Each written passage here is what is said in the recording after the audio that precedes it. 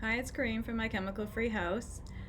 This is about how to inspect a building. Well, I've done various videos on showing examples, but this is more of an overview of how you would inspect a building for defects and issues that could be a problem for people with chemical sensitivities and who are avoiding toxins. So I think one of the best approaches is to learn as much as you can about the topic, especially because you're probably going to be looking at many different houses or apartments, whether you're buying or renting. It's not going to be just one or two. If it was, then it would be easy to hire out. But the more you can learn, the more you can do a lot of the inspection yourself. So I have this checklist that's 15 pages I'm going to talk a little bit about.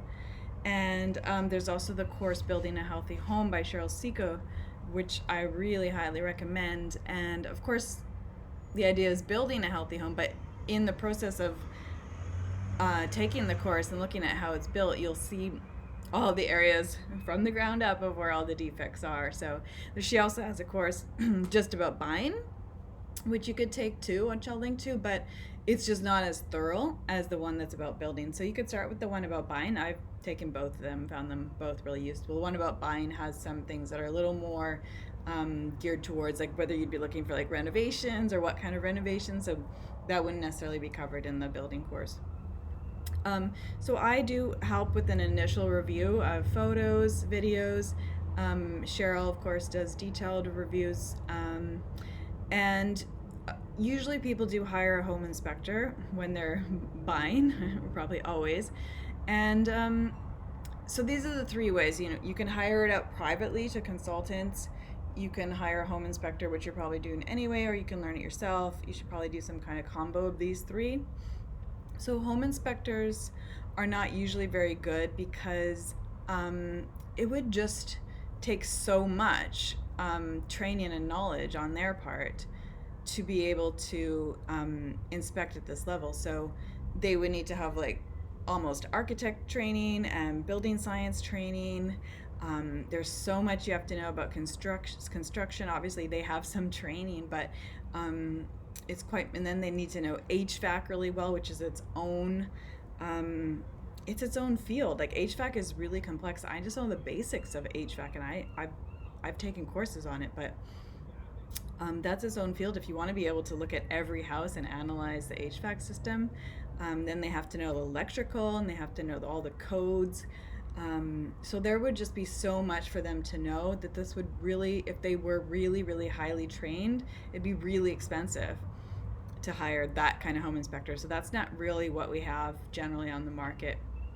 Of course, you probably should have a home inspector and maybe they can catch some obvious things, but I would definitely go a step further and learn it yourself and or hire your own consultants, because the cost of buying a home that has defects is way higher than doing either of those two things. So in the 15-page checklist, it starts, which comes with 5 videos, so that helps explain it a little more, because sure, it's nice to have like an easy checklist, but how do you know like which are the priority, and like is that a deal breaker? Because like no house is going to meet everything on this list.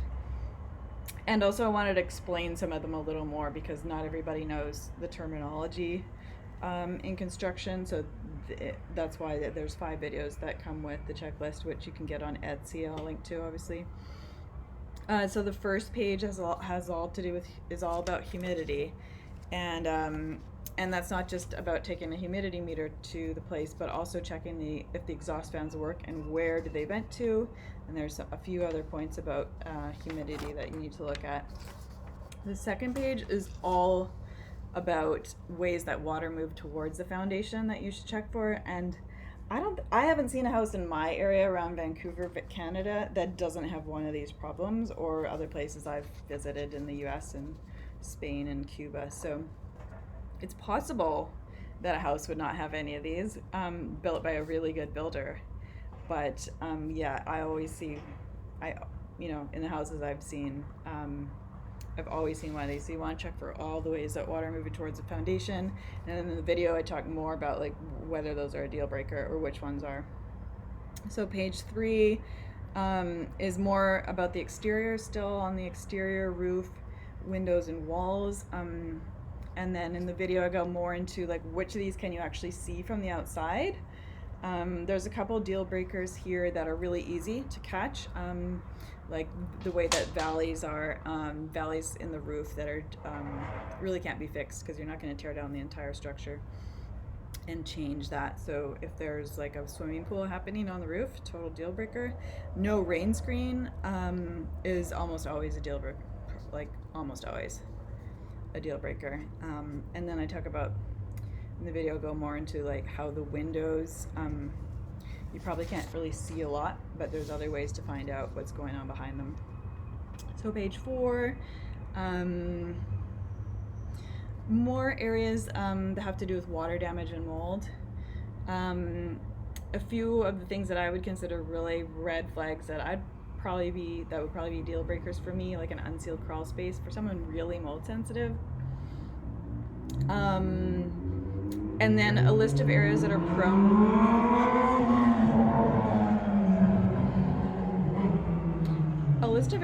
prone to mistakes doesn't mean that all of those are going to have mistakes, but that's where you really need a good inspector, and that may be a virtual inspector like an architect, because it's unlikely you won't find, if the house has all these things like chimneys and skylights, it's unlikely that you won't find a mistake anywhere, unless again it's like built by a really, like one of the top builders, and or built by a top architect.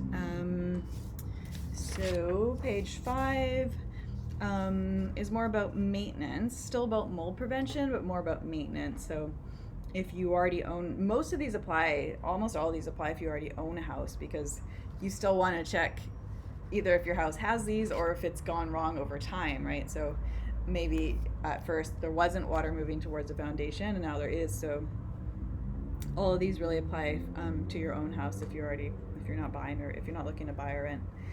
So maintenance has to do with washing machines, HVAC. HVAC is incredibly important to learn about how your system works. It'd be a lot to learn about every HVAC system and do an inspection of them all, but to learn about how yours works after you move in, it's like you have to. It's a must. And it's not as hard as it looks. So you don't need to know the mechanicals, you just need to learn the basics. So I do talk about that a little bit. And then page 6, a little more about like how do you do inspection for leaks, or like how do you keep up with monitoring for leaks there. And then by page 7, we're going to get into the outdoor air. So this is where I would say if you're less sensitive, you really want to circle in on, like literally circle the ones that would be really important to you, and cross off the ones that you're like, that's not a big deal to me, I'm not that sensitive, I can't, that's just not as important. And then there are some maybe some things you hadn't thought of there with the kind of pesticide spraying that is not as known. And then page 8 is also outdoor air.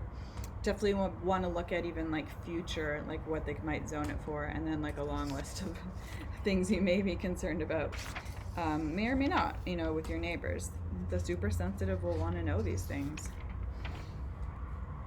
Page 9, getting into not mold, but in other indoor toxins. So the big 3, asbestos, lead, and formaldehyde. Obviously I can't go into the super detail about those, but just the basics of what you need to look for those.